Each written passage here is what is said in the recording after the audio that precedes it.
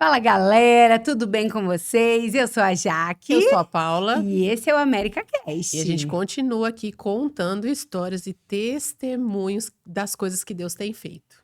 Isso aí. Nosso convidado de hoje, ele tem 21 anos. É jovem. É jovem. É um dos mais jovens da nossa lista, né? Ele está cursando, está quase terminando comércio exterior. Teve uma experiência em missões. Ele é ministro de louvor na IEQ América. É o Aaron! Seja bem-vindo! Muito obrigado. Seja viu? bem-vindo. Muito bom ter você aqui com a gente. Eu digo mesmo, estou muito Obrigada contente. por aceitar. Eu que agradeço por ter convidado. E a gente quer ouvir a sua história, né? Vamos lá. E a gente vai começar com a pergunta clássica, né? Quando foi que Cristo te encontrou? Tá bom. Vamos lá. Essa é uma história que eu conto poucas vezes. E olha que eu gosto muito de falar, tá? Isso aí. Sério? Você acredita já? Fala pouco, menino. O que aconteceu foi que, na verdade, eu sou da igreja desde criancinha, né? Então, meus pais ali me criaram dentro da igreja. Eles eram muito envolvidos. Minha mãe, principalmente na parte de decoração, de coisas na igreja. Então, Muito talentosa. a gente... Docinhos demais. e tudo Os mais. docinhos ainda não eram nessa época. Ah, tá. Mas a parte de coisa com balão, fazer a decoração da igreja pra festa de criança, apresentação. Então, eu sempre estive muito lá na igreja, né? A gente também tinha muitos ensaios e meu pai tocava o saxofone e minha mãe era backing vocal na igreja. Então, eu sempre tava lá. Gente, ninguém descobriu ela na verdade, América? ela ficou uns 2 aninhos ali quando a gente chegou, eu acho. Será? Eu acho que foi. Ou 1 ano, não tenho certeza, mas ela Parece participou. que eu lembro vagamente Eu alguma não coisa. lembro.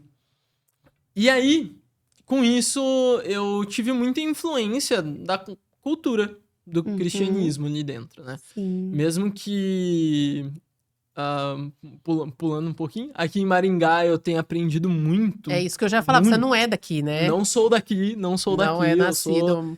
Eu sou de São Carlos, eu nasci em São Carlos, no interior de São Paulo. Sim. E a minha vida com Deus, na verdade, ela sempre esteve ali. Ela tava meio incubada, vamos falar assim. Ali para uns 7, 8 anos, eu comecei a ter bastante influência dos meus amiguinhos de escola.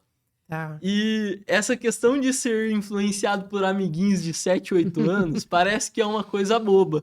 Mas na época, eu, mesmo sendo alguém que sempre tentava respeitar as pessoas e tudo mais, ainda assim falava muito palavrão com os meus amigos, tinha umas atitudes meio rebeldinhas, mas com os meus pais eu sempre escondi isso daí. Tá. Então nunca deixei levar pra dentro de casa, mas na escola eu falava bastante palavrão. Eles estão sabendo disso agora? Não, isso daí a gente já conversou. A gente tem uma revelação Antes de vir, ele já falou, mãe, eu vou contar umas coisas. Não vai estar lá. sabendo agora. Daí, Não, quando já a gente viu, chegou né? em Maringá, eu falei pra eles. Tá, então. E ali pra uns 9 anos, eu consegui viver algo que as escrituras falam, que é o Espírito Santo que convence. Eu lembro certinho que um dia descendo a rampa da escola pra ir tomar o meu lanchinho, pro meu recreio, com a minha bolachinha na mão. Um dia comum pra você. Eu simplesmente não tava pensando em nada, eu não tava pensando sobre as coisas que eu tava fazendo, mas veio algo dentro de mim de... O que você tá fazendo? E não foi de uma maneira de julgamento, mas foi de algo de realmente... Um alerta. O que você tá fazendo? Você já percebeu o quanto que seus pais te ensinaram? Você já percebeu o contexto onde você vive? E por que você tá fazendo algo que não agrada a Deus? E isso veio do meu coração. Na época, no auge dos meus 9 anos de idade... Muita maturidade, conhecimento. Eu não fazia ideia do que era aquilo. Aham. E com isso, eu percebi que, tipo, mesmo que eu não conhecesse Jesus numa questão de eu vou obedecer a ele por tudo que ele fez por mim. Na verdade, era só uma moralidade de eu olhar e falar assim, eu tenho que obedecer porque assim eu fui ensinado. Sim. E você não conhecia outro mundo, né? Não. Era só ali. Não conhecia. Então, tipo, eu conhecia o que os meus amigos me Sim. falavam. Então, eles fizeram quase eu me envolver com pornografia nessa idade. Sério. E foi uma coisa que, tipo assim, são pequenas coisinhas que são diárias, que elas vão afetando, mas ao mesmo tempo a gente vê o livramento de Deus. Porque eu lembro de ter até mesmo o meu próprio computador na época e eu ter pesquisado. É que hoje o acesso é muito mais fácil, fácil. né? Antigamente você tinha que No numa nosso banca, tempo, numa banca uma de lan revista, house, comprar menino. revista, lan house. Ou ia na locadora, daí tinha a parte lá que era fechadinha. Sim. Hoje, quando ele tinha 9 Então, anos. aí é uma chatice Hoje em até dia- hoje. Porque, tipo assim, Então. igual eu falo tudo pra minha mãe. Então, qualquer reclamação que eu tenho de coisa que tá chata, coisa que tá sendo dificuldade na vida com Deus, na vida diária, eu sempre conto pros meus pais. Isso sempre foi algo muito bom que eu tive. Que de mim. legal, né? e Ter que- essa liberdade, sim. né? Sim, porque eu sei que tem muitos filhos que não têm. Tem. E isso é um grande problema. Porque são nosso Aí apoio, começa a né? esconder, né? Uhum. Na verdade, Deus criou a família para ser os nossos primeiros confidentes e principais, né? Sim. Mas, beleza, voltando lá, que eu gosto de me perder no assunto. Aí seus amigos estavam te influenciando. E aí, com isso, eu só conhecia esse mundo. Ir pra escola e ir pra igreja. Com isso, eu tive esse chamar do Espírito Santo que foi uma coisa que eu não entendi na época. Porém, eu comecei a fazer o quê? Entender que eu não deveria fazer aquilo. Então, eu me forcei a parar com certas práticas. Foi o certo? Minha opinião? Não. Mas era o que eu entendia na época. Sim. Porque eu fiz por mim mesmo. Eu entendo que, com certeza, o Espírito Santo me ajudou a parar com aquelas práticas que, pra grande maioria das pessoas, falar uma palavrão não deve ser nada. Mas quando a gente olha sobre a questão de ofensa, sobre a questão de palavras de boa fama que a Bíblia vai falar, isso é algo que vai contaminando nossa mente. Isso é algo que vai piorando a nossa situação, a nossa raiva, a nossa angústia em relação a alguma pessoa, alguma situação. Então, eu consegui parar com isso com muita dificuldade mesmo. Tipo, eu levei uns 3 anos pra eu falar assim, agora isso daqui só me vem na mente e eu não falo mais. Pra mim foi uma vitória. E com, eu acho que foi 11? Meus pais que me corrijam aí de casa que estão escutando. Eu acho que com 11 anos, antes de eu vir pra Maringá, um aninho antes, eu me batizei.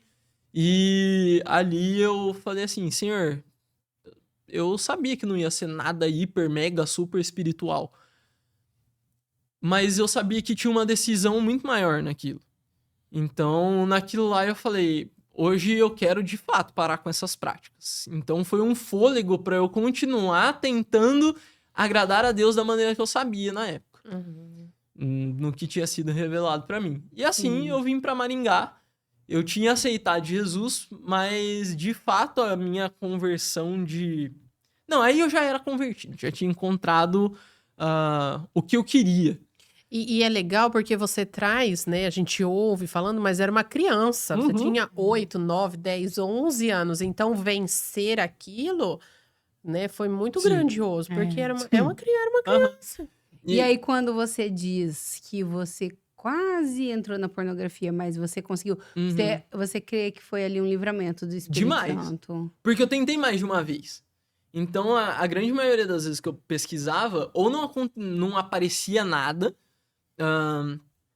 ou tinham vezes onde tem um termo que eles usam que é o soft porn, que é uma pornografia leve que você fala assim, não é nada, mas tá ali alimentando alguma coisa. E isso continua durante a vida de qualquer pessoa, sendo homem ou mulher, mas eu creio que principalmente do homem,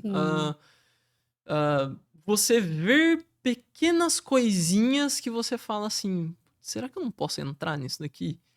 Só uma portinha, né? Que É, daí vai. Teve uma vez que fui na casa de alguns amigos da escola, eu nunca fui de ir muito na casa dos meus amigos da escola, porque a gente jogava e tudo mais, mas não, eu ficava mais com a galera da igreja.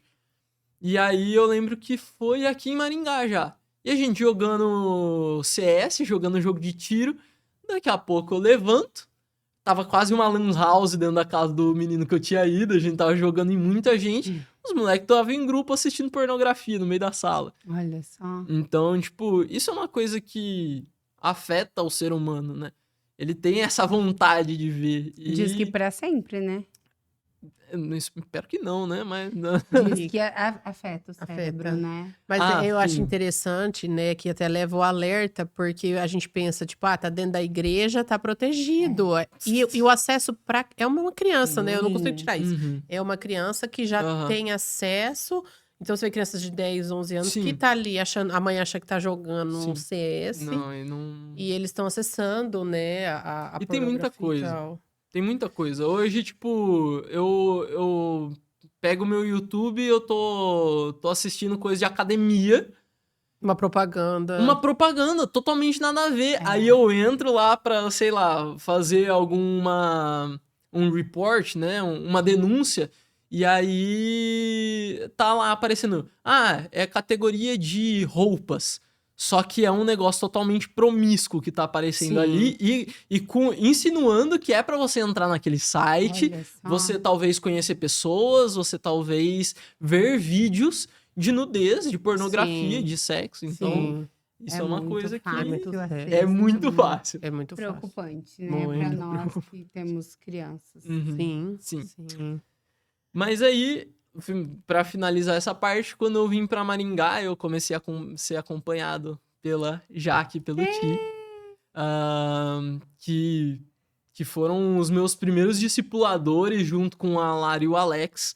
E que a gente foi pra acampamento junto e coisa que eu falei assim, não, eu preciso ir. E aí, com isso, foi aonde, um pouquinho antes, né, em um dos acampamentos que a gente teve com um grupo de adolescentes e o grupo de jovens, que eu fui extremamente tocado pela palavra. De falar assim, eu sei que eu sou um bom menino. Meus pais me ensinaram assim. Moralmente. Mas é diferente você ser um cristão e você ser uma boa pessoa. Sim. E você ser uma boa pessoa, você faz e você tem alegria naquilo porque é um mérito seu. Quando você entende que é Cristo que moldou você, você perde esse mérito e se torna ainda mais alegre, porque você olha e fala assim, tem uma razão pelo qual eu sou assim. E não é por conta de mim mesmo. E isso é muito legal. Isso é Sim. algo que só dá pra viver na pele. Você fala Sim. assim quando você não vive, na época que eu era menor e eu escutava o pastor falando, ai, como é boa a vida com Jesus. Esse homem aqui vem todo domingo, prega, e que bom que é isso. E com o tempo, Deus vai se revelando, né? Então, isso é muito da hora, isso é muito massa. E ele vai se revelando Diariamente. diariamente, de formas diferentes. E assim foi que eu consegui não, né? Eu fui encontrado. Uhum. Sim, muito legal. Vamos contar um pouquinho da sua história? Tá. Você é um milagre, Sim. né? Que milagre é esse? Tá, pra quem não sabe, eu sou o terceiro filho. Primeiro veio meu irmão, o Natanael. Ele tem 11 anos de diferença de mim, então hoje eu tô com 21, ele tá com 32. Uma boa diferença. Eu já sou tio de uma menina de 8 anos, então, tipo, quase minha irmãzinha. Ah, Sim. Se for ver a diferença de mim pro meu irmão e a minha pra quase a ela. Porém, teve uma menina aí no meio, que foi a Rebeca. Quando os meus pais vierem, eles vão contar melhor como que foi a experiência deles, porque pra mim, é uma história. eu não vivi isso, né? Sim. O que eu ouvi Você nem foi... conheceu a Rebeca. Não conheci. A Rebeca... Na verdade, eu não estava nos planos até... dos meus pais, até o momento onde a Rebeca estava viva. que aí aconteceu um acidente onde os meus pais estavam viajando junto com os meus avós, e no momento de atravessar a rua, minha avó foi atropelada junto com a minha irmã, e meu irmão tava sozinho com elas. Ele foi, segundo os meus pais, ele foi muito irresponsável, mas ainda assim para uma criança de, Sim. acho que ele tinha 11 na época, alguma coisa assim. Foi uma coisa que eles dizem que, tipo, putz, do nada. Foi um acidente mesmo. Foi um acidente, a pessoa não prestou socorro, só um outro que foi prestar socorro. Essa é a história que eu me lembro, né? Sim. E com isso, a minha avó e a minha irmãzinha faleceram. Porém, lá em São Carlos, é uma cidade que eles chamam de cidade da tecnologia, mas eu não sei quanto. Quando a gente saiu de lá, a gente ficava brincando. Toda vez que a gente chegava lá, era sentir a cadeira balançando assim. Eu falei, chegamos em São Carlos, os buracos no chão. Mas a cidade ainda naquela época, agora 21 anos atrás, ela fez a primeira reversão de vasectomia, foi no meu pai. Sério? Que aconteceu na cidade. Porque depois que eles tiveram a sua irmã, ele operou, acabou, encerrou. Um casal, tá Tá ótimo, encerrou né? os filhos ali. Ela já tinha 2 aninhos, né? Sim, E vamos aí encerrar aconteceu, a fábrica. aconteceu o acidente. E então eu vim. Se tem alguma coisa aí a mais, eu não sei. Uhum. Mas com isso eu nasci. E é um vencedor, né? Dentro de quantos milhares e milhões de espermatozoides, A ideia. né? Mas os meus pais dizem que, tipo, foi... Ter uma criança não é fácil, eu creio, né? Jaque e Paula. Duas, então? Então, tipo, pra aquela época, minha mãe disse que Deus foi muito bondoso até mesmo no meu comportamento como bebê. Que eu era muito brincalhão, alegre, e com isso eu vim ser o bobão que sempre fui dentro de casa. Né? Trazer vida pra casa, né? Essa alegria. Amém. Alegria. É. E com isso nasceu o Aronzinho, né? Claro. Está aqui. Que está aqui.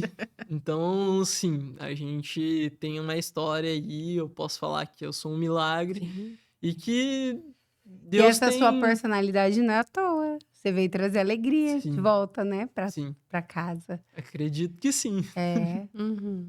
Sim. certeza. Você comentou aqui, a gente já conversou uma vez sobre isso, da proximidade que você tem com seus pais. Uhum. Eu fiquei pensando agora. Fala um pouquinho da importância disso, porque a gente, né, você é jovem, você tá com Aham. 21 anos, é uma fase onde você começa a construir um futuro, começa a pensar em deixar a casa Aham. dos pais, Sim. é natural na fase que você tá vivendo. Aham. Mas fala pra gente da importância desse vínculo com seus pais. Até como dica, perdão, até como dica, né, pros jovens, adolescentes, Aham. né, que estão ouvindo e... Não é fácil, tá? Não é Uhum. fácil. Como vocês falaram, eu sei que eu tenho uma personalidade que eu sou boca aberta, velho. Tipo, quem eu puder contar com ajuda pra uma oração, pra uma situação, que eu olho e encontro confiança na pessoa. O problema é que de vez em quando eu sou ingênuo demais, eu encontro confiança em qualquer pessoa. Sei Uhum. bem, sei bem. Mas, Eu também sou dessa. mas com os meus pais, sempre foi a seguinte maneira. Meu pai, até os 12 anos, quando a gente veio pra Maringá, ele trabalhava em São Paulo. Então, até os 12 eu via meu pai no final de semana. Ele estudava pra dar escola bíblica. Então, tipo, eu olhava pro meu pai e via um baita de um amigo que eu esperava chegar. E quando eu acordava mais cedo e via ele ir embora, era uma tristeza, mas ao mesmo tempo era aquela questão de... final de semana ele volta. Que bom. Porque no tempo que ele estava aqui, ele estava presente na sua vida. Aqui em Maringá, sim. Porque enquanto ele tava em São Paulo, Uhum. eu sabia que meu pai ia trazer presente, ia brincar comigo um tempinho no final de semana, mas não era como se eu tivesse Não era as muito crises presente. com o meu pai. Como se eu olhasse pro meu pai e falasse assim, nossa, hoje meu pai foi... Ai, ele Uhum. pegou e foi muito rígido comigo. Tipo, acho que pela questão de eu aproveitar com ele nos finais de semana, óbvio que ele sempre foi pai é pai. Ele vai Sim. pegar e impor limites. Mas... Mais flexível, né? sim, Porque tava só de fim de sim. semana. Ahn, E, enqu- e como que aconteceu essa mudança para Maringá? Pra Maringá, na verdade, foi que eu me lembre, o meu pai, ele já tava mais de 20 anos em São Paulo e nessa rotina de só vir no final de semana. Então ele não tava mais tão bem da cabeça, assim, pra continuar fazendo isso por mais tempo. Principalmente tendo... Ixi, não lembro, eu acho que o meu irmão tinha por volta de uns 8, não, 10, alguma coisa assim, quando o meu pai foi pra São Paulo, ah, e ficou vivendo essa rotina. E Uhum. eu fui dos meus 0 até os 12, né? Sim. Então, eu acho que eu nunca parei pra conversar com ele o que aconteceu naquela época. Ah, Você sabe que um dia você tava lá, no outro dia você tava arrumando É. suas coisas e vindo pra Aham. cá. Será que foi por conta do trabalho? Foi, Talvez, foi né? por conta do trabalho. trabalho. Porque depois que ele saiu daquela empresa, tipo, a situação financeira foi por água Uhum. abaixo. Porque ele tava numa posição muito boa em um Boa. trabalho e na outra ele tava numa posição que ele sabia fazer as coisas. Meu pai sempre foi muito excelente no que ele faz. Sim. Mas, pelo que eu me lembro, ele não tava ganhando tanto que a gente era acostumado a viver naquela época. Sim. Então, com isso, ele encontrou uma oportunidade aqui na Reco. Só que a diferença de São Carlos para São Paulo, que é 3 horas, se transformou de São Carlos para Maringá, que é 6.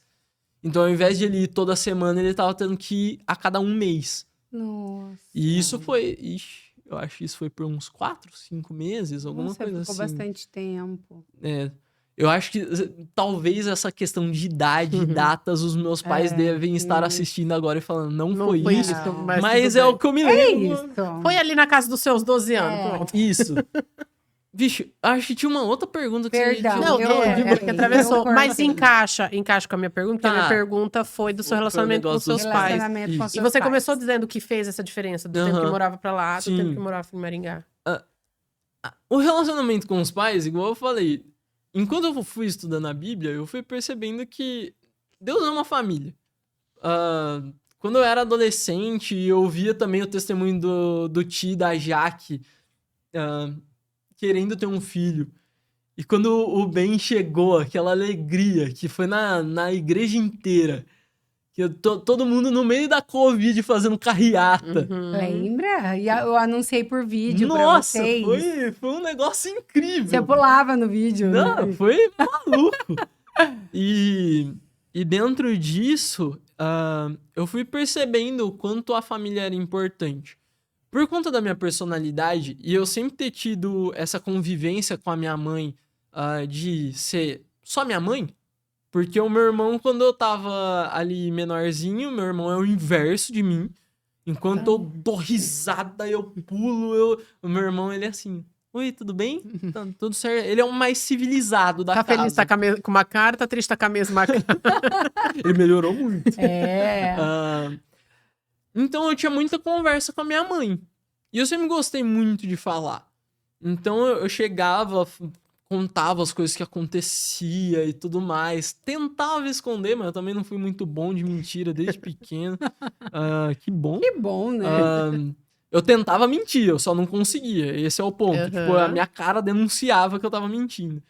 Eu acho que uma vez a minha mãe me ganhou numa mentira que eu contei. Óbvio que mãe e pai, por vezes no cansaço da rotina, vão ter uns momentos que eles vão explodir. Ou que eles vão chegar e vão falar assim, pô, mas de novo? De novo você tá fazendo isso? Eu já te falei 1000 vezes. Quanto minha mãe já não falou pra mim até hoje.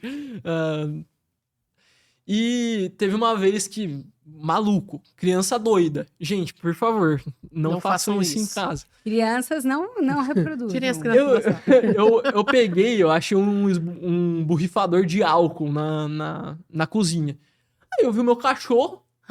Eu falei assim, mano, vou brincar de arminha. Eu peguei Que e eu caboclo. molhei o meu Ai, cachorro que de dó. álcool.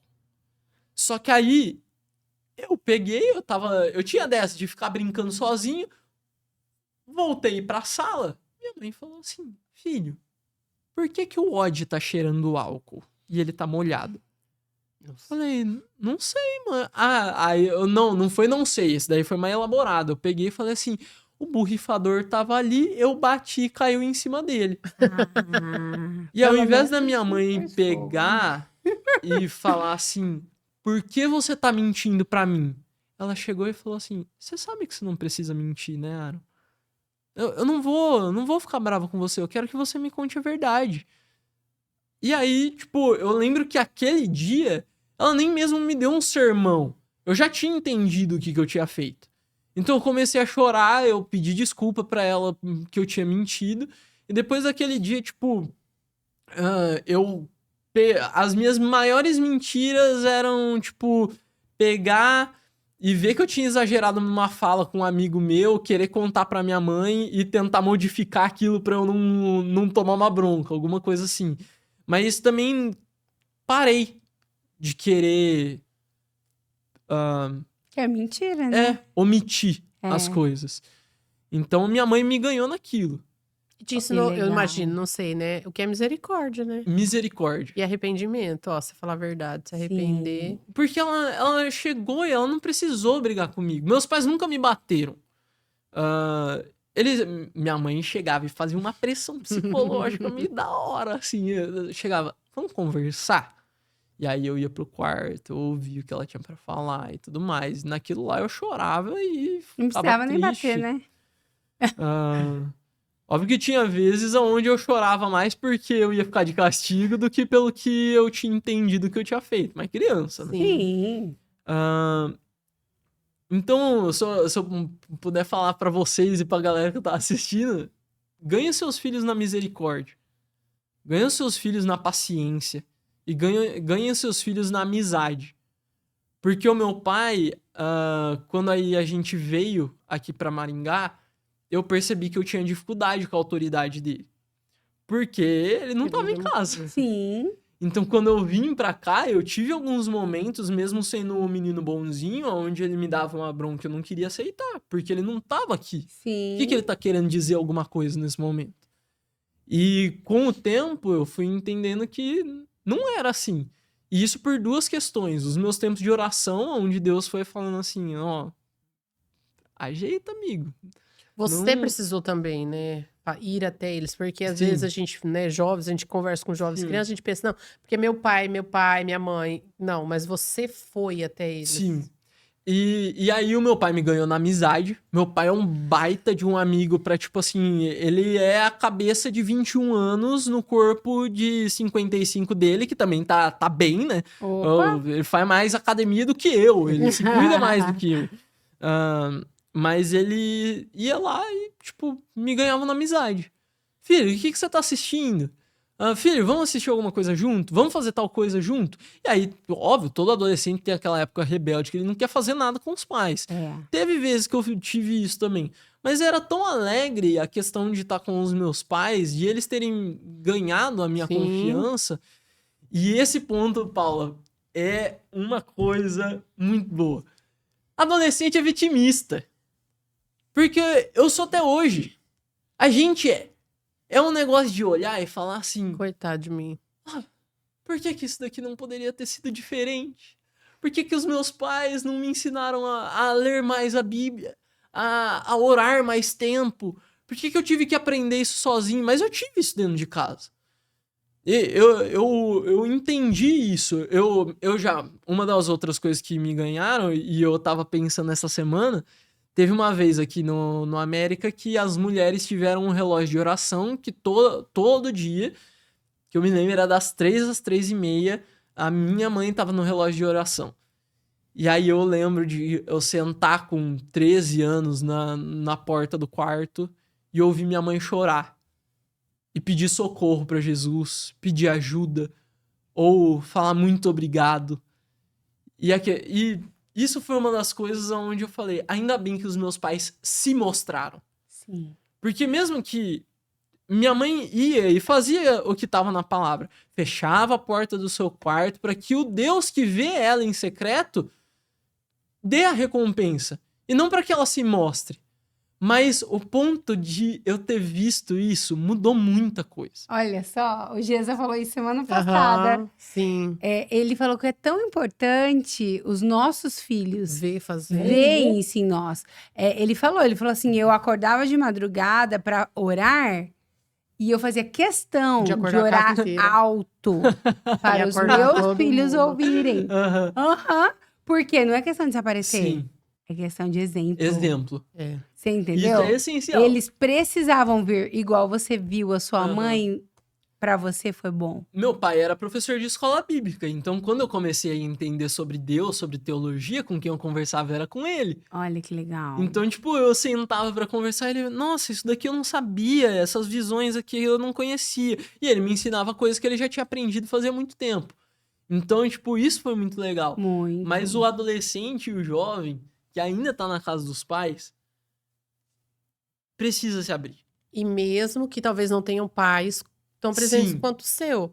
Né? Porque a gente às vezes se fecha. E eu volto nisso porque eu achei interessante. Você falou, quando você foi tendo entendimento da palavra, você se abriu para eles Sim. também. É. Né? Você foi até eles. Sim, e existem coisas que, de fato, os pais não vão entender. Eles não estão vivendo a cabeça do jovem de 15 anos. Nessa época da vida, né? Do século. E mesmo, Isso. e mesmo se Em tudo entende, existe a responsabilidade da formação e da criação. Então, às Sim. vezes, os pais, eles entendem Sim. Sim. as angústias, os medos, o sofrimento, Aham. tudo. Mas a responsabilidade de guiar, de Sim, orientar, tira essa... Essa, talvez uma empatia. daria eu ia pra falar isso, né? Uma empatia, mas não é porque não Uhum. deixou de ser empático, é Sim. porque precisa moldar. Sim. É que aí uma das coisas que eu ouço de vários adolescentes é quando Pra quem não sabe, que eu fui... Eu acho que todo mundo, né, aqui do Mas tem América gente- sabe que... mas quem tem não gente é. que assiste que não é da igreja. Tá, beleza. Eu fui líder de adolescentes, eu acho, por 2 anos. Agora a gente passou pro Joab e pra Lei de novo. E eu conversei muito com os adolescentes. Eu gosto muito de conversar com adolescente. Eles têm uma cabeça muito massa. É muito da hora conversar com eles. E tinham muitos pais que, tipo, via a situação e falavam, não, isso daí é frescura. Isso daí é situação de adolescente. Isso daí é aborrecência. Pelo amor de Deus, nunca falem isso. Porque a situação do adolescente é que ele tem sentimentos reais, Claro. ele tem situações reais que por vezes pro pai pode ser uma gota, mas pra ele é um oceano. Sim. Então, tipo, o ponto não é o pai chegar e falar assim, é de frescura, menino. É de, o que tá acontecendo? Por que você tá sentindo desse jeito? Vai ter orientação. Validar, né? Isso. Ele Vai- não sabe como lidar com aquela situação, né? Isso. E vai ter momentos onde o pai ele vai ter que chegar e ele vai chegar e orientar no que é bruto da situação. Filho, você não pode pensar desse jeito. Isso daqui você tem que continuar sendo insistente. Não dá pra você desistir. Isso daqui você tem que ser mais responsável, cara. Olha isso daqui que você fez. Mas ao mesmo tempo, a validação de pegar e falar assim: não, beleza. Vamos lidar com isso daqui junto? Vamos conversar? Vamos entender o que você tá sentindo? Eu entendo a sua dor. Isso. E isso É. é muitas situações. Porque tem filho que tá passando por coisa e o pai não sabe que tá passando. Então, crise na parte da sexualidade, crise na parte da fé, crise na parte dos estudos, crise na parte do intelectual, que tá com uma dificuldade numa matéria ou alguma coisa assim, e o pai só acha que ele tem que estudar mais, porque é a obrigação dele. Porque o pai está pagando a escola. Só Então, tem mas- uma tarefa, né? Mas isso aí eu acho que entra nessa questão da presença, né? Uhum. Presença de verdade, não só tá dentro da mesma Sim. casa, mas às vezes tá dentro da mesma casa, mas cada um vive num mundo, né? E No hoje mundo crianças digital. e adolescentes são criados por celulares e TikTok. É muito triste. Né? E é legal você trazer essa visão para os pais, né, Sim. que tá assistindo, que tá ouvindo, É o perto longe, né? se atentar também. Tá perto. Porque isso é recente para você, Aham. né? Você tem 21 anos, então a adolescência foi ontem. Sim. Tá perto fisicamente, Uhum. porém longe na cabeça, no tudo ali. E é num jantar. É numa série. É num momento onde que... É num jantar vai... que as pessoas muitas vezes não sentam à mesa mais. Hoje eu fico muito feliz que eu sento e eu consigo, tipo, passar 1 hora conversando com a minha família no jantar. Sim. Lá em casa a gente tem essa regra. Na hora da comida, televisão desligada. E pessoas na mesa. E uma coisa que eu acho muito importante é também um adolescente entender que mesmo que não tenha essa prática dentro de casa, você vai ser incentivo pros seus pais. Eu tinha muito na minha cabeça de, tipo assim, eu vi os meus pais lendo a Bíblia, mas eu queria que eles tivessem lido mais, ter sido mais, até o momento onde eu primeiro tive que parar com meu coração ingrato, pelo amor de Deus, né? Pô, era o que eles conheciam, beleza. E eles me ensinaram coisas que fazem quem eu sou hoje. Sim. Mas se eu tava insatisfeito com alguma coisa, isso era uma coisa que a gente tava conversando da Unimissional antes, né? Na Unimissional, no primeiro ano que eu tava, a Unimissional é muito nova. A gente vai chegar lá Vamos e aí falar eu explico sobre o que é a Unimissional. Só que aí tinha muito aluno que reclamava. Aí os coordenadores chegavam e falavam assim, tá, você tem a solução? O ponto não é, eu não quero que você solucione, mas você tá reclamando uma questão. Eu quero que pelo menos você traga uma sugestão sobre essa situação. Porque é a mesma coisa de um cristão chegar e falar, nossa, a política está uma porcaria. Tá bom, o quanto que você se envolve com a política? A economia está uma droga. Tá, então o quanto que você se envolve com a economia? O quanto que você é justo nas suas economias? Ou coisas simples, né? Ah, meu pai não me abraça. Tá, mas quantas vezes você tá indo lá? Meu pai não elogia, mas quantas vezes você elogia? Né? É uma cobrança que também não tem uma movimentação. Eu vou falar dessa parte que você comentou. Ainda assim, é a principal tarefa dos pais. Sim. Mas existe a necessidade da pessoa dar o passo. Não é um negócio de autoajuda. Não é um negócio de, vai, meu amigo, você consegue, vai lá, rompe as suas barreiras. Não, é um sistema natural. É você olhar e falar, tipo, eu estou recebendo, eu não estou recebendo nada. Eu preciso entregar alguma coisa. E ver se você vai receber de volta. Porque, de fato, vão ter situações onde talvez um adolescente vai chegar para um pai e vai falar um eu te amo e ele não vai receber de volta. Sim. E aquilo lá vai machucar. E posso falar a verdade? Todos os casos são um caso. A Paula é psicóloga e sabe.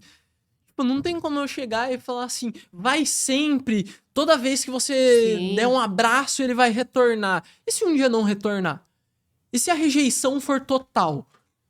E aí isso é uma coisa que a gente vai encontrar na igreja. Então, por muitas vezes, tiveram coisas que eu não consegui contar para os meus pais. Mas pro adolescente que olhava e tava ali com o Ti, com o Alex, eu olhei e eu falei assim, pô, eu vou contar pra eles. E aí eles me orientavam a contar pro meu pai.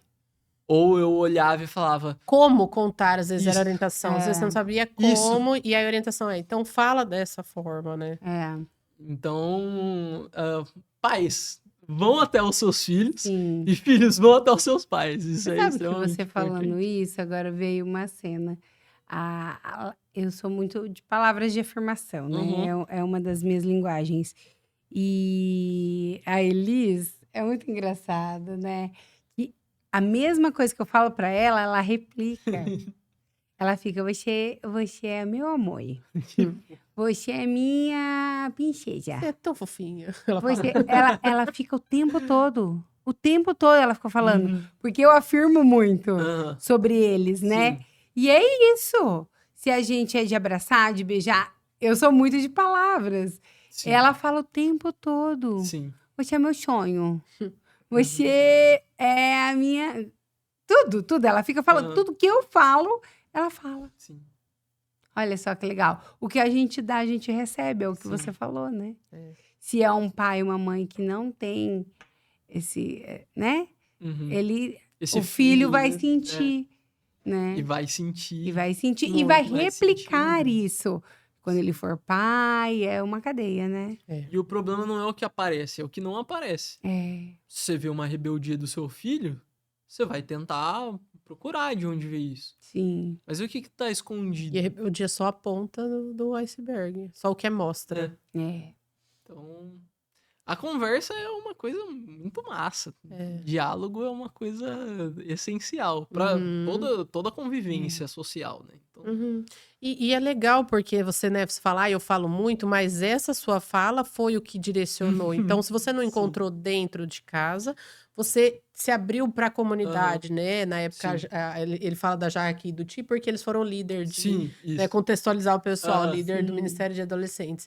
Então, isso também é importante para o adolescente. Se você não encontrar ali, encontra numa Sim. comunidade, encontre nos seus Alguém, líderes, né, com quem E- pode confiar, seja lá né? em quem for. É, mas que seja alguém Alguém É. de confiança, alguém que vai e ter uma alguém que orientação tenha de princípios referência. pra, né? Aham. Dá pra sair confiando em qualquer um, Não, né? hoje não tá. É. E como que foi esse seu envolvimento com a Unimissional? Conta aí Tá. pra nós. O que é a Unimissional? Tá, Quando que a missões eu entrou É, na acho que eu vida? vou contar entrou. missões em geral. Conta em geral, porque você E- teve teu momento em Jocum, Sim, né? sim, Jocum foi primeiro ainda. Então, O que como aconteceu? foi a experiência em Jocum? Vamos sair um pouco de dentro de casa e pra fora. Vamos pra missões Aí agora. foi o pavor da minha mãe. Não, Imagina, o filhinho dela o ficou caçulinha. um ano longe. Eu fiquei, na Jocum, eu fiquei 6 meses. 6 meses.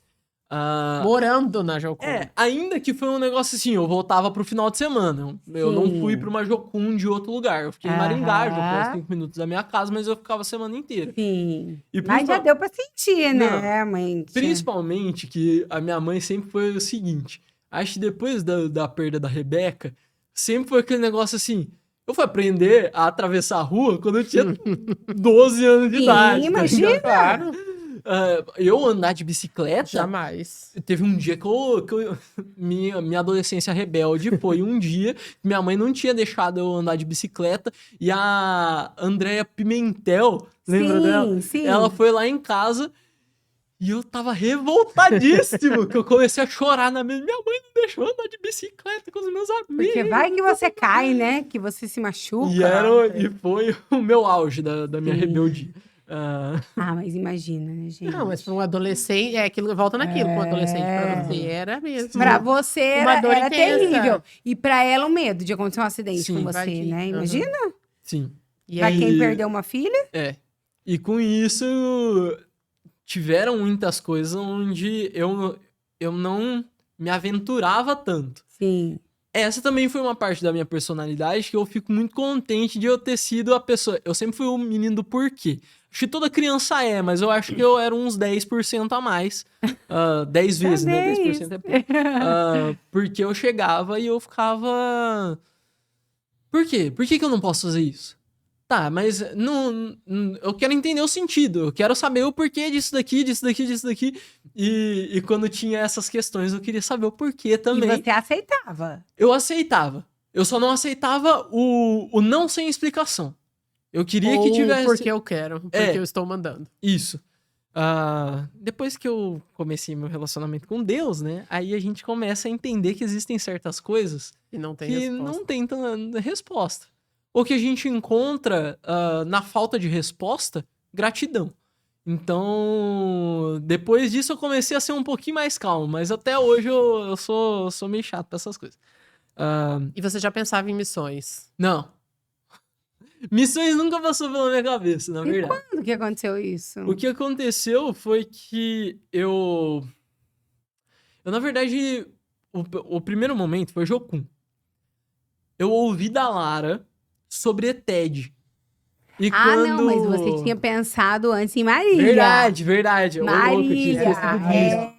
Eu conversei na época com o pastor Wesley, que ele me apresentou a PIB de Marília, que eles tinham uma escola Inaugurar uma escola. que era de 2 anos pra parte pastoral e de louvor. Aham. Então eu ia entrar nessa escola.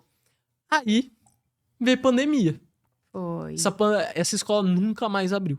Nunca abriu? Tipo assim, pelo que eu saiba, eles mudaram a configuração da escola. Eu não sei se virou um seminário, mas aquela configuração lá Não aconteceu. não aconteceu mais. Foi até uma coisa que, pra quem não sabe, eu namoro, né? Já, em nome de Jesus, vou virar noiva ainda esse ano. Já estamos ajeitando as coisas aí pra casar. E eu lembro que na época foi um negócio de tipo, putz, vou passar 2 anos longe.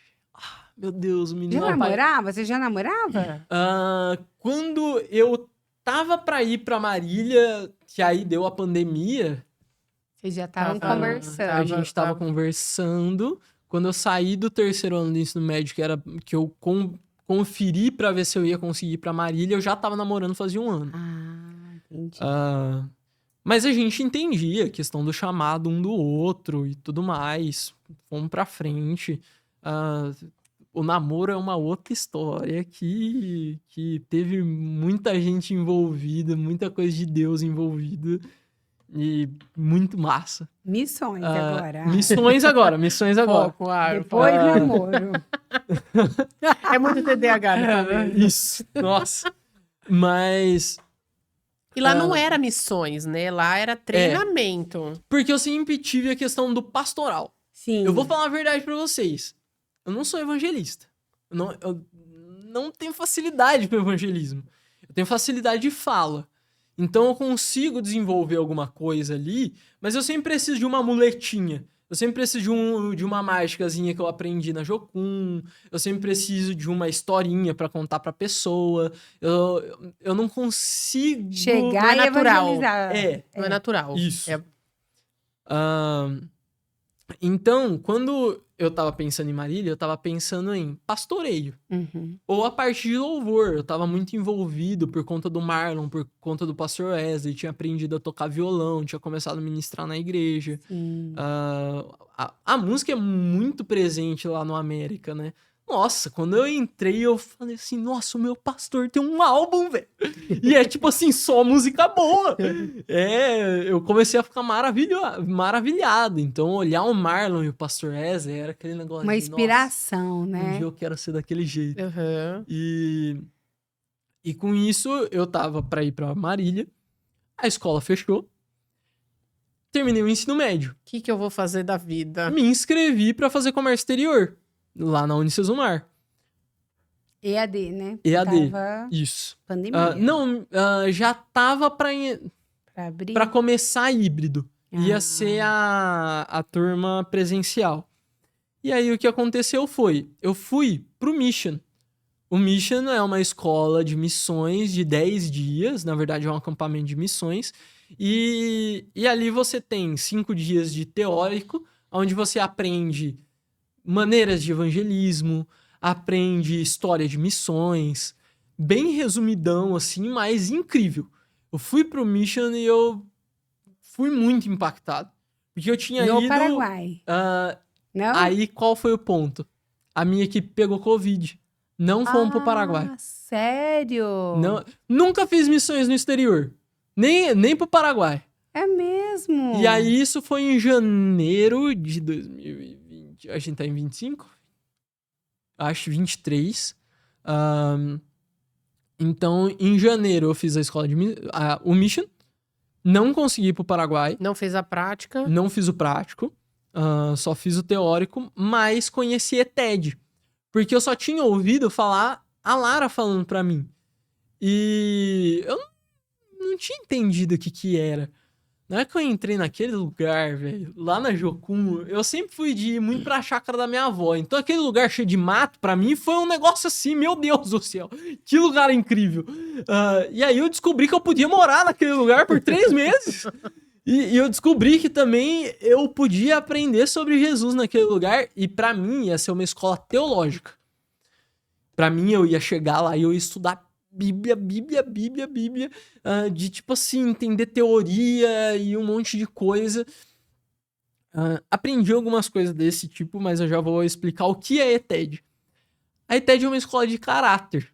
É a escola introdutória, né? Lá da Isso. Jocum. É a escola de primeiro nível. Depois dessa escola, tem as escolas de segundo nível, que aí você pode ir pra fotografia, estudo bíblico, discipulado, tem coisas de biologia em Nossa, Porto que Velho. legal! Existe algo que eu aprendi lá dentro da Jocum que chama áreas de influência. São 8 áreas da sociedade onde a igreja foi chamada. Gênesis está falando pra gente cultivar e guardar.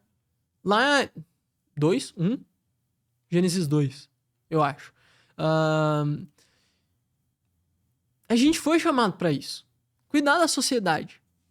E lá em Jocum aprendi isso. E, tipo, foi um negócio incrível. Incrível. O sistema de discipulado foi algo que eu nunca tinha visto. Porque, querendo ou não, a gente discipula pessoas dentro da igreja. Mas é diferente você estar numa escola. E você vive aquilo o tempo tempo todo. É 24 horas. É uma incubadora. Vamos falar assim. Você entra lá, você Respira entra, aquilo. respira aquilo, depois que você fala assim, cara, tô forte. Aí você vai, e aí você percebe que você não tá forte. Você aprendeu um negócio que você vai começar a aplicar na sua vida diária. Sim. Ele não te prepara pra você ser pastor, ele te prepara pra ser um ser humano cristão. E isso foi o que mais me tocou na época. Porque eu tava com 19, eu fui lá, eu era o mais novo, eu era o caçula da minha turma. Então, tipo, eu por vezes ter que pegar a liderança e liderar um prático de 3 meses. No meu prático, a gente foi pro Vale Europeu, a gente foi pra Florianópolis, a gente foi pra Festa do Peão de Barretos Ai, que legal. e a gente foi pro Rio de Janeiro. Eu digo que eu passei por todas as situações possíveis. E no Vale Europeu, a gente comeu galeto na casa da galera. Era tipo assim, a gente saiu de lá um empanturrado, com umas gordurinhas a mais. Fomos pra Florianópolis, lá, frutos do mar à vontade, em certas situações. Comer peixe, camarão, não era uma coisa tão incomum. Aí a gente foi pra Festa do Peão de Barretos, um negócio mais pegado, um negócio mais simples, mas ainda assim comendo muito bem. Fomos pro Rio de Janeiro, a equipe inteira passou mal. A gente foi pra Duque de Caxias. Duque de Caxias é uma comunidade onde tem um lixão aterrado. E aí os moradores fizeram um gato de água nos canos. Então quando eles furam e eles tentam vedar, contamina com o lixão que tá embaixo da comunidade. Então, tipo... Intoxicação alimentar em todo mundo. Nossa, geral. Foi o mais difícil pra gente, porque não era a nossa realidade. Sim. A gente via criança saindo no soco. E era uma casa onde, tipo assim, os princípios eram cristãos, mas a cultura de lá não colaborava, né? Mas você via aquelas crianças que... elas não queriam ouvir você falar de Jesus. Elas queriam ver você viver isso. Tiveram 2 irmãos... Era uma situação, tipo assim... O pai de um era um homem muito bom e o vizinho morreu e deixou o filho pra esse cara cuidar, pelo que eu me lembro. Então, tipo, eles eram irmãos, mas de criação. Sim.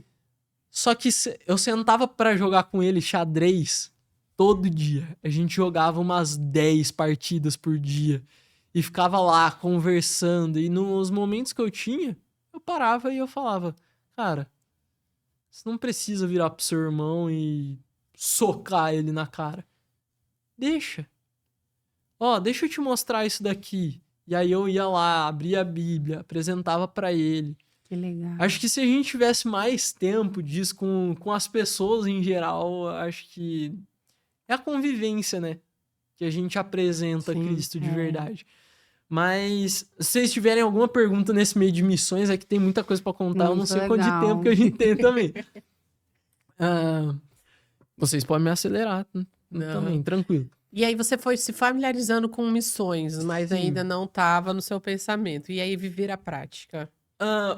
O ir pro prático, existe uma diferença grande em missões a curto prazo e missões a longo prazo. Que eu me lembro que a gente estava fazendo um estudo na Unimissional. Missões a curto prazo são de 1 mês a 2 anos. Então só passa a ser longo prazo depois de 2 anos.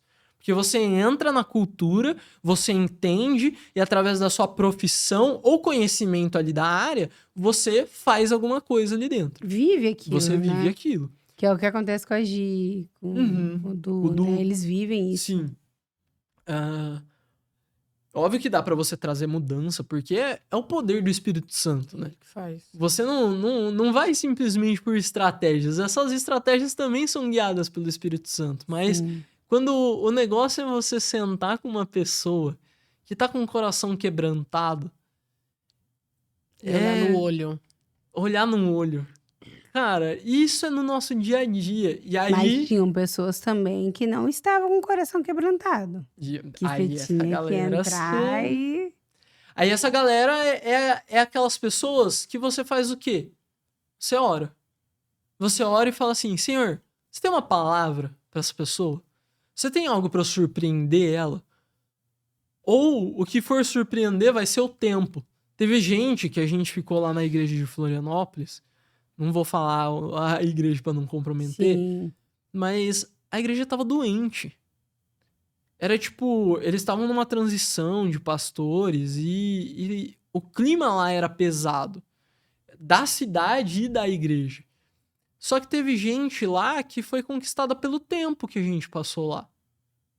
E não porque a gente teve uma hiper, super palavra de Deus, uma mega estratégia. Não, foi o tempo. Porque aí a gente vê Jesus também passando muito tempo com as pessoas. Sim. A multidão seguia ele. E eu creio que muitos dessa multidão eram pessoas que iam junto. Era uma pessoa que ouviu a primeira vez e continuava seguindo ele.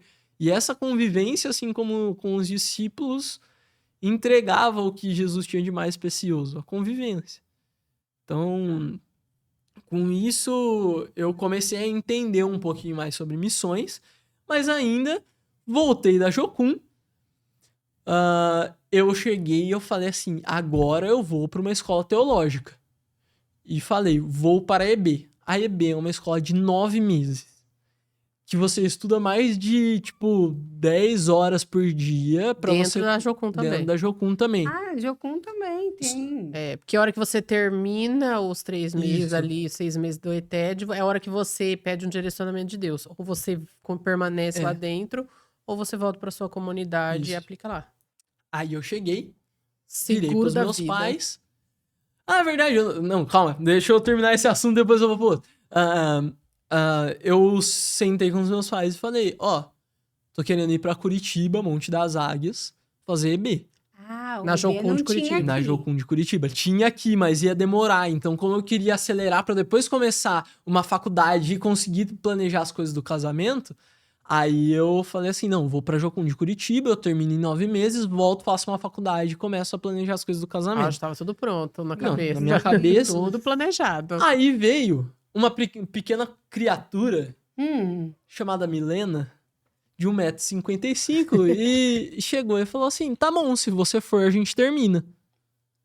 Eu falei, tá bom, se eu for, a gente termina. Seguro de si. Peguei e falei assim, Deus, eu aprendi lá na Jocum que você fala comigo em todas as situações. Então vamos lá, eu quero que você me fale um texto pra saber se eu vou ou não. E aí eu fui, eu não lembro os textos, mas eu lembro que todos os meus devocionais, Deus falava sobre permanecer. Nossa, eu fiquei tão frustrado, velho. Porque óbvio que eu não queria terminar. Mas só que eu tava tão desnorteado por aquela realidade de, mano, eu não tinha preocupações. Jesus é tudo. É tudo pra gente. Então imagina você viver numa bolha onde a única coisa que você se preocupa é chegar e... O que comer e o que vestir. E tipo... E querendo ou não, isso foi uma visão errada, porque a Jocum não é uma bolha. As escolas de missões não são uma bolha. Na verdade, é pra você ter um pensamento crítico muito maior sobre o que você tá pensando. E ela te prepara para as coisas de Isso. fora, né? Existem os missionários em tempo integral que Deus separa, mas a ideia da Jocum é justamente isso. Preparar as pessoas para as áreas de influência. Isso. O meu discipulador, que foi o Carlão, ele chegou e falou assim, a ETED ela vai começar quando terminar. Então você termina a sua ETED, Aí você você começa. vai pra sua casa, e aí você vai... É muito fácil você colocar em prática num lugar onde você tá se alimentando com as pessoas da mesma coisa. Pelo menos pra mim foi muito fácil, porque a minha turma foi muito de boa. Uhum. Tinha turma que ocorreram algumas expulsões, porque tinha uma galera meio maluca, não era muito boa de convivência, mas o meu pessoal lá era muito tranquilo. Então, foi de boa e eu queria viver mais disso. Só que aí, Deus usou essa pequenina pra eu chegar e falar assim, tá bom, se for, pra mim não dá. Porque eu já tinha passado 6 meses longe. Longe. E também uma questão de quando que a gente vai casar? Só que aí Deus chegou e pegou a gente de surpresa. Antes de eu continuar essa questão das missões, que aí como eu fui pra unimissional, foi muito interessante que eu falei que eu me inscrevi pra comércio exterior, né? A minha faculdade foi cancelada. Como O que aconteceu foi que era pra ser presencial. E aí eu conversei com a Lara num domingo. E falei assim, ó, putz, voltei. Tô achando muito massa esse negócio de TED. Acho que eu vou entrar na faculdade. Quando eu puder trancar, eu vou trancar e eu vou pra TED. Ela me incentivou, eu conversei com meu pai indo pra casa. Ele falou, filho, tudo bem. Meu pai sempre falou que, tipo assim, eu precisava fazer uma faculdade, nem que fosse de teologia. Mas eu precisava fazer uma faculdade. Sim. Aí eu, pai, quando der pra trancar, eu vou trancar e eu vou pra missões. Ele falou, tudo bem, filho, se for isso daí que Deus tá colocando no seu coração. Acho que na segunda-feira, Cancelou. no outro dia, eu gosto muito de assistir anime, eu tava projetando o celular na televisão, eu aqui bem de moinha, sem ter que estudar nem nada, ficava assistindo anime o dia inteiro, fazendo meu tempo de devocional. Desce a notificação. Aaron, infelizmente eu vim anunciar que a sua faculdade foi cancelada, não deu o número de alunos.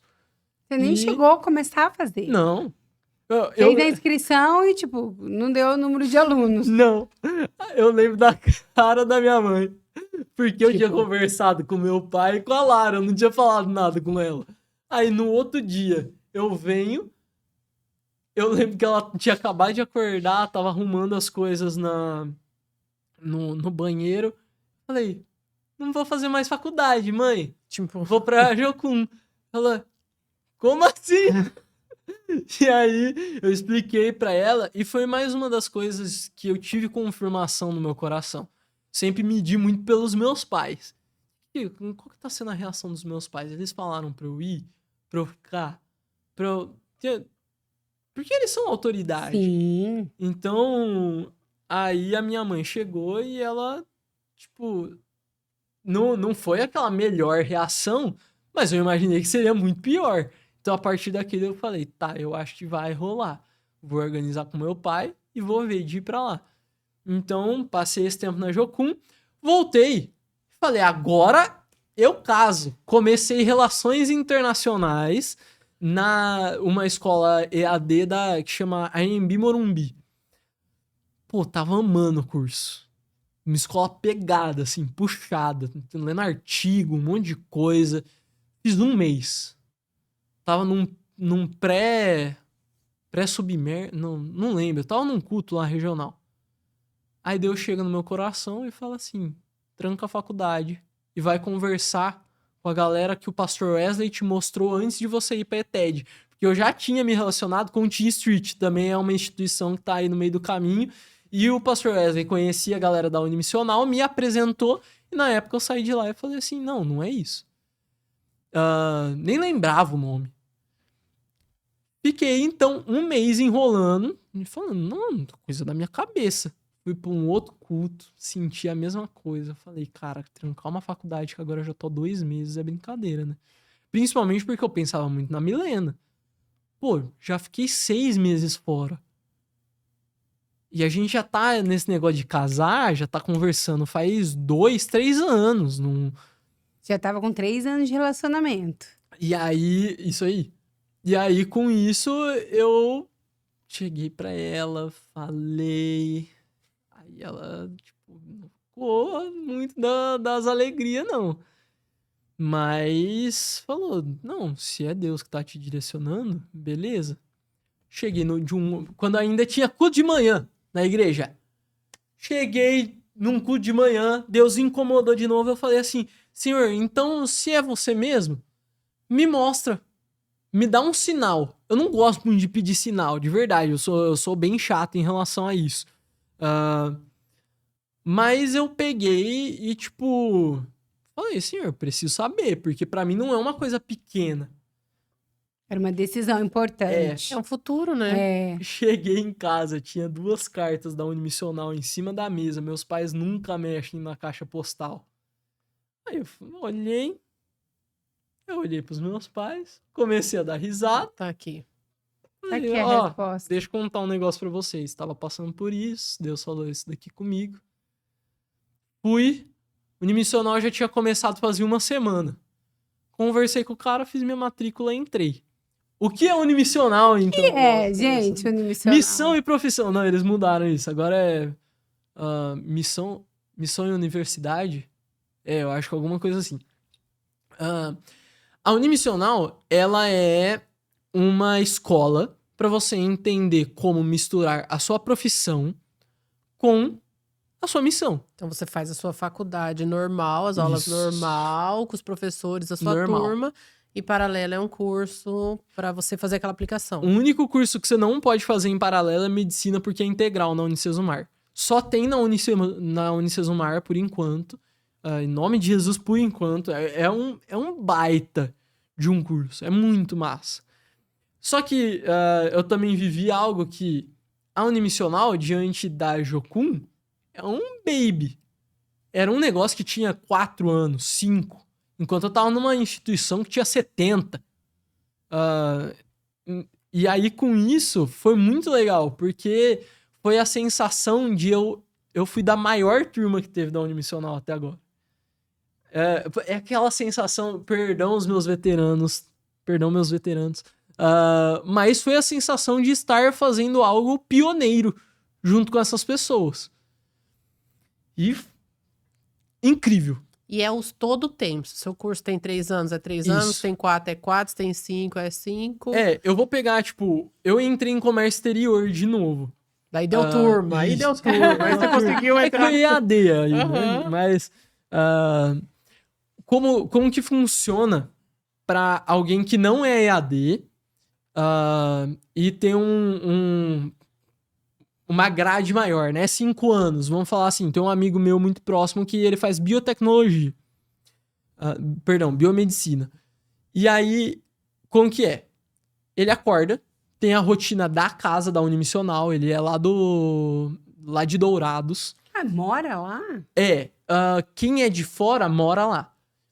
Então, tipo, quem é de Maringá pode chegar... ou quem não é de Maringá, se tiver uma condição financeira melhor, pode morar em algum apartamento ali perto e ir pra faculdade. Mas como é dentro da faculdade as aulas... A rotina é a mesma pra quem tá dentro e quem tá fora. Isso. Não completamente. Porque aí quem tá dentro tem que seguir a rotina da casa. Que aí é mais uma coisa que em Jocum e em Unimissional é incrível, mesmo que seja muito complicado. Vida em comunidade. Sim. Dividir banheiro, cozinha, Nossa! sala. Os meus amigos da Unimissional, eles melhoraram muito. Parabéns pra eles. Mas as primeiras vezes que eu entrei naquele lugar, fedia moleque. Nossa! Meia. Que horror. Chulé. Mas também, se eu tivesse lá, eu ia colaborar com o fedor, né? Porque um moleque, você sabe do jeito que é. Detalhes. Mas você vive a rotina o seguinte, você acorda num horário para fazer devocional em comunidade, depois você toma o café em comunidade, os líderes da casa normalmente ajeitam isso. Isso foi a última vez que eu tava participando mais. Quem mora fora também precisa participar de alguns dias. Depois disso, quem tem aula de manhã vai para aula de manhã. À tarde, a partir das 2 até as 5, é aula da Unimissional. Então, são 3 horas onde você vai aprender sobre... Aí é uma escola mais puxada para uma parte teológica. Então, a gente viu visões de teologia, a gente viu visões de de aplicação de evangelismo. Mas, tipo, coisas que a gente tinha... Artigos, nós tínhamos professores que... Na Jocum também, eram 3 horas também de ensino, mas era mais voltado para a universidade. Então, aquela questão bem... Não dá para falar racional. Era uma questão mais teórica do que aplicável do que era a Jocum. Sim. Então, aprender sobre o desenvolvimento do protestantismo, entender sobre essas questões da universidade. Então, são 4 semestres, né? Não dá spoiler, vai que a pessoa quer fazer, hein? Não, dá spoiler sim. É missões urbanas, depois missões transculturais, universidade e trabalho. Então, esse é o ciclo básico. São 2 anos de ciclo básico, onde cada semestre vai trabalhar em cima disso. Todo final de semestre você tem que entregar um trabalho aplicável. Então, no último, que foi mercado de trabalho, a gente criou uma empresa com princípios e morais cristãs e com aplicações voltadas para a missão. Então, a gente entendeu qual que era a diferença de World Marketplace, que é quando você é um cristão que está na sua vida comum e tá ali fazendo missões com seus amigos, vivendo. Kingdom Business, eu esqueci os outros termos, Business as Mission. Então tem vários termozinhos que normalmente a gente não conhece, mas é para um missionário entender como se sustentar ali dentro. E não só se sustentar, gerar vida pro local onde ele tá indo. Porque tem lugares, tipo... A gente sempre fala muito de África quando é missões. Gente, não é só Sim. A situação hoje da Inglaterra, da frieza espiritual, É muito maior. é bizarra. Isso é uma opinião minha. Eu nunca fui pra África nem pra Inglaterra. Mas eu acho que é muito mais fácil quando você chega e você tem que tratar de uma questão espiritual por espiritual do que algo racional por espiritual. Sim. Então aí você tem que ter uma questão ali de não só um poder do Espírito Santo, mas você meter a cara num livro e ser intelectual. Porque senão as pessoas não vão te escutar. Você falar difícil, porque senão as pessoas não vão te escutar. Você ter um vocabulário maior. Então a gente aprende isso lá dentro. Então é incrível. Incrível. E é você entender que você vai sair daquele lugar e você vai conseguir colocar em prática. Então hoje eu tenho uma visão de carreira que eu não quero pensar na questão de só dar uma boa vida pra minha família. Óbvio, isso é uma missão também. Sim. Mas quem mais eu posso alcançar? Que dinheiro que eu posso gerar para contribuir mais? E nem só dinheiro, que causas que eu posso fazer? Será que eu não posso gerar dentro da minha empresa, se um dia eu for ter alguma, mas trazendo a reflexão mesmo, um local para pessoas em vulnerabilidade social? Criar oportunidades. Criar oportunidades, porque senão a gente vive, né, nesse assistencialismo de toma leton, toma comida. Cara, isso é ótimo. Isso Até a gente traz ponto. vida até certo ponto. Tem um livro que eu não cheguei a terminar, mas eu tenho que terminar ele, que chama Quando Ajudar Machuca. Porque você chega, você fica ajudando. Só que quando você desaparecer... Acabou a ajuda. Acabou a ajuda. E aí, a pessoa tá viciada. Não tem responsabilidade. Ali, né? Então, é isso. Tipo, Jesus, ele monta uma igreja porque ele não quer ser o assistente social de... Não, perdão, assistentes sociais, não é isso que eu tô querendo dizer. Não, ele não quer fazer esse assistencialismo que um dia some. Sim. Um assistencialismo vítima. Isso. Mas um assistencialismo responsável. Isso. Né? Não é você dar... É o ditado. você não é você dar o peixe, é você ensinar a pescar. Isso que eu ia falar. Eu ia falar. Que revela mais isso. É ensinar a pescar, em vez de dar o peixe. Uhum. Né? É isso aí. Então, isso traz muita vida. E como isso é legal nesse momento que você tá vendo? Porque eu tenho uma graduação. Uhum. Eu fiz uma formação de 5 anos. E a gente é focado só em trabalho. Mas a gente tá percebendo a necessidade que é o que a Jocum tá pregando há tantos anos, né, já que a gente falou, de você se infiltrar mesmo, né, de você estar ali. E isso é para os jovens que fazem uma graduação, isso é para os mais velhos que tá assistindo, desse infiltrar nas áreas, artes, economia, todas elas que tem. Sim. E isso é uma coisa que eu vou falar do que eu entendo do meu chamado hoje. Meu chamado é pra igreja. Meu chamado não é ir. Meu chamado é enviar. E isso é uma missão. E isso é uma missão. O grande problema que a gente tem dentro da igreja é que a gente acha que o único responsável por evangelizar alguém ou criar algum tipo de cuidado é o missionário. Então tá tudo certo. Eu dou a minha oferta e eles que vão. Agir do que vão. Meu Deus do céu. Né? De verdade. E isso é uma coisa que me causa revolta. Isso é uma coisa que me causa revolta. Teve uma pergunta que o Du fez um dia. Por querendo ou não, por você estar aprendendo algumas coisas, você vê algumas vertentes falando sobre avivamento, falando sobre como precisamos sentir o Espírito Santo. Amém. Mas o Espírito Santo, ele causa incômodo. Então, a partir do momento onde eu tive uma baita de uma vigília e isso foi só pra mim, eu tenho que repensar se eu deixei mesmo o Espírito Santo me tocar. Porque um cristão, ele não foi chamado pra ter uma vida boa. Ele não foi chamado pra receber Jesus e receber a salvação. A salvação é início. A salvação não é final. A salvação é começo. E isso me dá um negócio, porque a gente começou a viver um conforto. A gente começou a viver um cristianismo estrutural, uma cultura. E não basta cultura.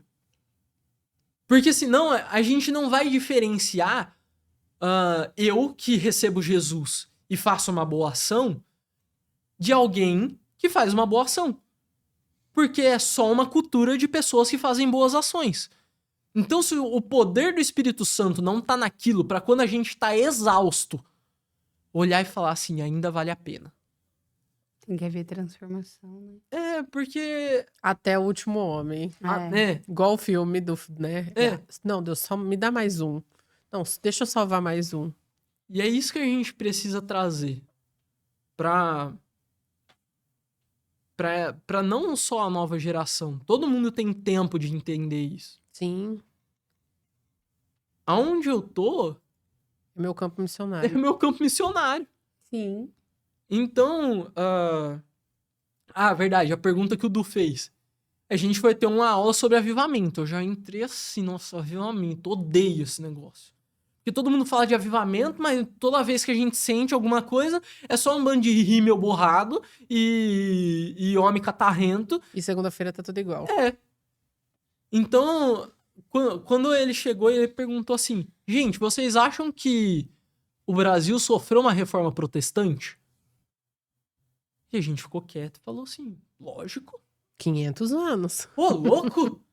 Não sou eu protestante, evangélico, cristão, que não segue o cânon dos católicos, que prega que a salvação é pela fé e não pelas obras. Óbvio que eu sou protestante, óbvio que a gente teve. Aí ele chegou e falou assim, vamos lá então. Martinho Lutero ele tem a reforma protestante. Ele se junta com Gutenberg. Gutenberg, ele faz a prensa de Gutenberg, que é uma impressora. Acho que algumas pessoas já devem ter ouvido falar. Ele pega e não só evangeliza fazendo bíblias para pessoas que não conseguiam, que eu me lembre, ele gera a Vulgata, que é tipo, ele tira do latim, tira da língua que era só para elite e começa a fazer essa versão vulgar. Como se fosse uma tradução. Acessível. Como se fosse uma tradução. Acessível. É a nossa... linguagem de hoje. É a nossa linguagem de hoje. Perdão, Lutero.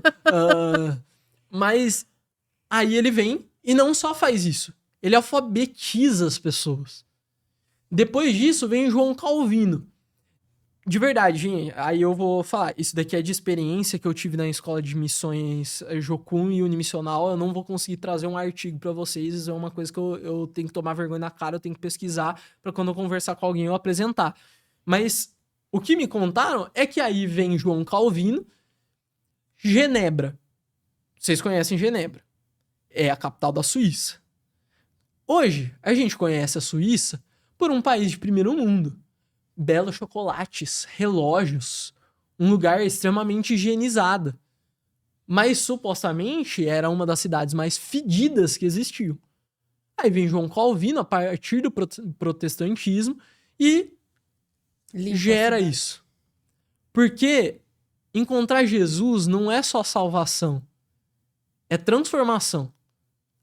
E aí depois a gente encontra um cara que chama William Carey, que ele era um sapateiro, o cara totalmente inspirado pelo Espírito Santo vai pra Índia, aprende uma baita de uma quantidade de línguas, que eu me lembro ele faz tradução para mais de 16 dialetos da Bíblia, ele ajuda na parte de diminuir o feminicídio na Índia, porque as mulheres, quando eram casadas com os homens e os homens morriam, elas tinham que ser queimadas vivas junto com os homens. Sim. A questão de higiene. O cara vem e o Du tem uma aula muito boa sobre isso. Eu ouvi já umas 3 vezes e toda vez que eu ouço eu choro, eu fico muito alegre, porque eu sei que pessoas vão ser tocadas por isso.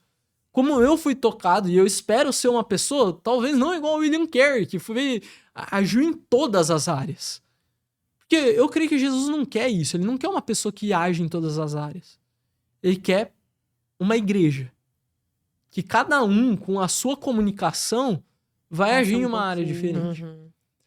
Então, isso foi o que Missões trouxe pra mim. Que não é eu mandar o Du e agir. É que agora eu que tô cursando comércio exterior, tô lá, comecei no meu primeiro emprego da minha vida, tô só 4 meses trabalhando, nunca tinha trabalhado na minha vida, sim, galera, sou filhinho de papai.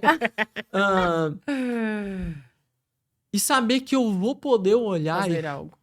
fazer alguma coisa. Legal. E não vai ser forçar no meu colega de trabalho. Vai ser viver. Sim. Vai ser gerar uma estrutura social.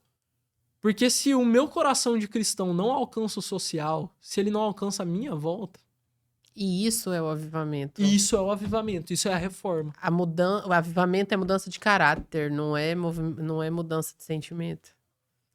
Então, isso é muito massa. Muito legal. Sim. É legal.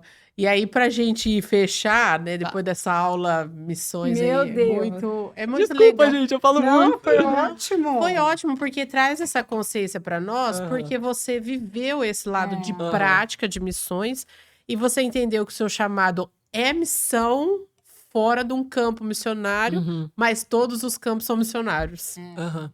Né? Então, e essa aula foi muito legal. Pra gente fechar, né? Seus planos para o futuro, junto com o versículo que Deus tem ministrado no seu coração. Tá. E que Deus já tem, que você pode compartilhar, né, para um futuro Uhum. dentro disso que tudo que ele já fez até aqui. Tá. Antes de eu ir pra Jocum, a pastorinha teve uma visão de eu sendo pastor. Eu não gosto muito da ideia. Mas, E eu creio que esse ser pastor também é a questão de abrir os olhos para um pastoreio diário. Sim. Então, quando eu assumi os adolescentes, eu falei, eu preciso ter alguém para cuidar. Eu tô já me coçando porque tem adolescente que eu tinha começado a discipular, tinha falado assim, posso cuidar de você? Que hoje eu não tô conseguindo mais encontrar pessoas semanalmente, mensalmente. Porque é a questão de se doar. É a Sim. questão de estar ali. E aí, com isso, eu creio que eu tenho essa questão do pastoreio. o cuidado com o outro. Isso. E é um pastoreio assim, não... Ô, pastoraram, vem aqui na minha casa me fazer uma visita. Não, é um negócio de... Cara, olha, eu Vamos achei tomar um café? muito legal esse negócio aqui que você comentou. Você Uma sabia que troca. é a troca de ideia. Uhum. Não é ser o mestre de alguém, é ser o amigo de alguém. Sim. Então, tem essa questão. Hoje o que eu penso, e eu posso falar pra vocês que não tá muito bem definido, é que eu quero me especializar na parte de exportação. Mas aí isso é uma coisa que vai começar a cair a ficha lá na frente. Ai. Porque qual que é o meu chamado que eu entendo, falando sobre nacionalidade. Todo missionário tem aquele negócio de, Senhor, pra onde eu vou? É pra Uganda, é pra Estados Unidos, é, sei lá. Eu entendi que é Brasil. Eu sou uma vergonha da cultura brasileira. Você me perguntar a questão de música, perguntar a questão de história brasileira, é uma coisa que eu quero estudar. Mas, se tem um povo que eu amo, é o povo brasileiro. Mesmo que seja uma galerinha, nossa, que sempre tem um jeitinho, né?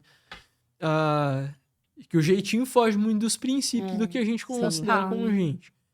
Como cristão.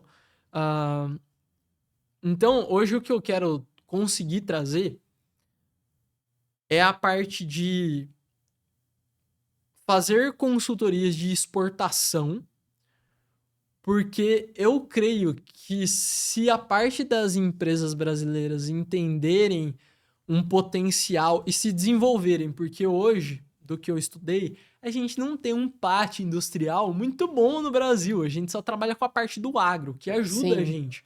Só que igual um dia eu tava conversando com um missionário que fez comércio exterior, ele falou assim, cara, o Japão vende um chip pra gente, que em troca a gente tem que vender 8 sacas de soja. Então, tipo, o nosso valor agregado nas nossas commodities não é um alto valor. Então, o que eu queria conseguir ajudar são empresas a começar a exportar. Porque aí isso é minha cabeça de leigo, eu não sou um baita estudado em economia, eu quero muito me especializar nisso e provavelmente a minha visão vai mudar daqui pra frente. Mas é trazer recursos de fora pra dentro. Sim. Então, não sei se vai funcionar assim mesmo. Se Deus tem isso também, se no meio do caminho as coisas não mudam. E eu também tenho muita parte da arte envolvida. Então, eu só consegui trazer uma música para a igreja por enquanto que eu compus, que foi o Marcas de Amor, que também não é lá aquela música hiper mega congregacional que você bate palma e fala assim, nossa, que música fácil de cantar, gostosa, né? Ela tem bastante letra, mas o resto das minhas músicas é tudo coisa que a música me afetou muito, principalmente nos últimos anos. Então, se eu posso recomendar, ouçam Coletivo Candeeiro. É uma galera que tem uma ideia social na música e de evangelho que é incrível. Além da composição ser maravilhosa, eu percebi que existe um lugar melhor pra gente hoje, que tá cercado de música, pra meditar do que a musicalidade. Eu, particularmente, não consigo ouvir uma música e ficar aqui, nossa, que musiquinha legal. Eu fico pensando na letra. O que ela tá passando. Não sei se vocês são assim, mas... Eu tô pensando naquela nova. Que novo. Outro dia o Thiago falou pra mim lá do F-Hope, do Como um Rolo lá. Aí o Thiago mandou pra mim, esse negócio de como um rolo aí, não sei o quê. Tem que ir na Bíblia. Aí ele falou, aqui, ó, a passagem. Tem que ir na Bíblia. Ficou lá pensando, falei, que é isso? Tem que ir. Então, as Muitas músicas coisas. que hoje eu ouço são músicas que, tipo assim, eu ouço pela 10ª vez e ainda tem coisa pra eu aprender dentro de uma mesma música. Sim. Então, eu tenho também essa questão musical que já tive chama. palavras sobre isso, já tentei desistir. E vai, foge e vai. Já a parte de contação de história e tudo mais. Então também tem essa parte artística que me chama atenção e que são coisas que eu olho pra Deus e eu falo, como que você vai fazer isso? Eu não sei, mas você tá entregando na minha mão e você acha que eu tenho tempo pra isso e em algum momento isso daqui vai sair. E ainda tem uma mocinha aí no meio disso. Oi? Ainda tem uma mocinha aí no meio de o tudo casamento e ainda tal. tem uma família aí pra ser formada. isso. Né? Aham. E qual que é o versículo aí que rege, assim, o seu momento hoje ou a sua vida? Eu acho que eu posso dar um capítulo e um versículo. O capítulo que eu tenho certeza que vai guiar minha vida inteira é Efésios 4. Que ele fala muito sobre a questão da igreja. Ele fala muito sobre a questão da pluralidade que Deus criou. E o versículo que eu me lembro, que está em Salmos 34, é: os que olham para ti são radiantes de alegria. Porque a gente vem de uma cultura no Brasil onde nós não aprendemos quem é Jesus. Nós aprendemos o que é a religião. Sim. Então, a gente olha e fala: quem é esse Deus cruel que me manda fazer uma coisa sendo que eu nem pedi para que ele me salvasse? E não alguém que se encontra diante da salvação e da graça e fala assim: pelo amor de Deus, o que eu tô fazendo? Eu vou largar as minhas carroças e eu vou correr atrás desse Deus. Sim. E esse é um problema da nossa cultura. Esse é um problema da cultura da igreja. Esse é um problema da cultura brasileira. Que a gente precisa começar a mudar. Porque as pessoas hoje que olham para Jesus estão começando a ficar entristecidas em trevas. Porque elas acham que precisam cumprir um calendário de coisas. E, na verdade, a Bíblia vai falar com toda certeza: os que olham para ti são radiantes. Que aí é a música da F-Hope. E em João também Jesus vem falar que eu vim para que vocês tenham alegria em plenitude. Uhum. Então, isso é a certeza que a gente tem que ter no nosso coração. Sim. Independente da situação de agora, os que olham para Jesus são radiantes de alegria. Eles vão encontrar contentamento de alguma forma, nem que demore um tempo. Mas Deus, ele não vacila na promessa dele. E haverá um tempo em que as lágrimas serão enxugadas, não haverá mais pranto. E a alegria será plena. Aí eu vou encerrar. Pelo amor de Deus. Vamos. Eu tava ouvindo um podcast sobre Apocalipse, do Bibotalk, e eles trouxeram uma coisa muito interessante que eu tenho discutido com alguns amigos, até com a minha namorada, que é sobre o problema do mal no mundo, né? E ele falou que o discurso judaico nunca foi de: Senhor, por que existe mal no mundo? Mas sempre foi: até quando? Porque o Senhor tem uma promessa. Ele tem a promessa da sustentação do agora, que é o que a gente entende na teologia do já, mas o ainda não. Ainda não estamos vivendo em plenitude a alegria completa em Deus, o cessar de todo o mal. Mas vai ter um dia que vai cessar. E aí a nossa pergunta é: até quando, Senhor? Mas até lá, eis-me aqui, porque eu sou sua justiça aqui na terra. Eu sou a missão, eu sou aquele que vai fazer. Na verdade, você é aquele que vai fazer através de mim. Então, até lá, meus olhos estarão radiantes de alegria, mesmo que o sol não esteja brilhando por alguns dias. Mas, no final, o mal será vencido. Assim, ele já é vencido, né? Mas plenamente. E aí vai acabar. E aí acabou. Uau. Sensação, né? de missão não necessariamente completa, mas de saber que o nosso Deus completou a missão por nós. Né? Que lindo. Lindo. Uhum. Muito obrigada. Eu que agradeço. Eu falo demais. Compartilhar. Obrigado, conosco tudo isso. Que delícia. E que delícia ouvir de alguém tão jovem. Né?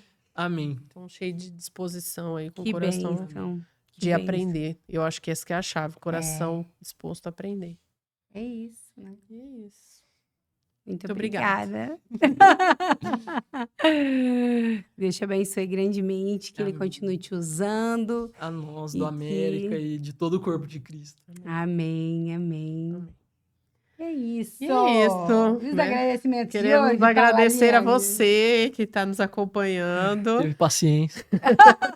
Teve Deu paciência. quanto? Deu quanto? Tá 2 ótimo. horinhas. Não.